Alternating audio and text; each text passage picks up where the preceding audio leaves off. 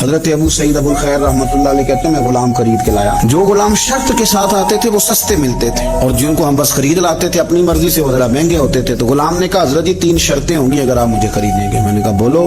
کہنے لگا پہلی شرط یہ ہے کہ میں سارا وقت آپ کی بات مانوں گا, پر اذان ہوگی تو پھر میں کسی کی بھی نہیں سنوں گا, تو میں جانوں میرا رب جانے. میں نے کہا قبول ہے. کہنے لگا دوسری شرط یہ ہے کہ دن کے وقت بات مانوں گا, رات کو نہیں مانوں گا. میں نے کہا یہ آرام کرنے کا عادی ہوگا, نیند زیادہ آتی ہوگی, بعض لوگ زیادہ سوتے ہیں. میں نے کہا ٹھیک ہے. اس نے تیسری شرط یہ کہی کہ بہت سارے جگہوں پہ لوگوں کے زیادہ غلام ہوتے ہیں, تو ایک کمرے میں 500-600 لوگ رہتے ہیں. میں کمرہ علیحدہ لوں گا اکیلا, ٹوٹا پھوٹا دے دیں, پرانا دے دیں, کسی حویلی کے پچھواڑے دے دیں, پر کمرہ میں الگ لوں گا.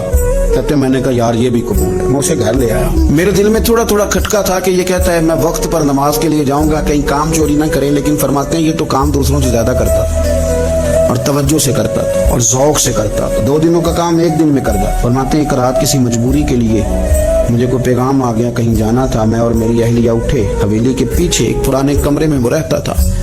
جب ہم اس کے قریب سے گزرے تو اس کے کمرے کی عجیب حالت دیکھی کہ زمین سے آسمان تک نور ہی نور. ہم نے جب کان لگا کے سنا تو وہ رو رہا تھا اور کہہ رہا تھا مالک میرے ذمہ نہ میرے آقا کے بھی حقوق ہیں, اس لیے میں سارا دن تیری عبادت نہیں کر سکتا, صرف رات کو کرتا ہوں.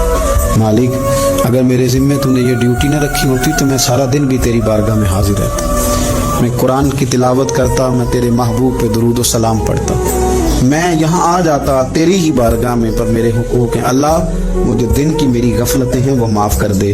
حضرت فرماتے ہیں بڑا ذوق بڑا شوق, ہم نے جہاں جانا تھا گئے نہیں, واپس آ گئے. رات ہم نے اس کو مداخلت کرنا اور تکلیف دینا مناسب نہ جانا. صبح کی نماز کے بعد میں نے طلب کیا اور میں نے اسے بلا کر کے کہا کہ میاں تو آج کے بعد آزاد ہے, ہماری کوئی ذمہ داری تیرے اوپر نہیں, تو سارا دن قرآن شریف پڑھ, درود پاک پڑھ, اپنی مرضی سے چل. کہنے لگا کیوں؟ جلال میں غصے میں بات کرنے, کیا مطلب ہے آپ کا؟ میں محنت کروں گا, کام کروں گا, یہ آپ کیا کہہ رہے ہیں؟ تو فرماتے ہیں میں نے اس سے کہا کہ رات نہ ہم نے تیرا منظر دیکھ لیا, تیری دعائیں تیری التجائیں, رب کے ساتھ تیرے رشتہ ہم مطلع ہو گئے. کہتے ہیں ہم نے یہ کہا تو اس نے آسمان کی طرف دیکھا, پھر نظر جھکائی, کہنے لگا مالک تو نے تو راز ہی کھول دیا. اور پھر کہنے لگا اللہ یوں نہ کر, تیرے میرے پردے ہیں, ان پردوں کو نہ کھول.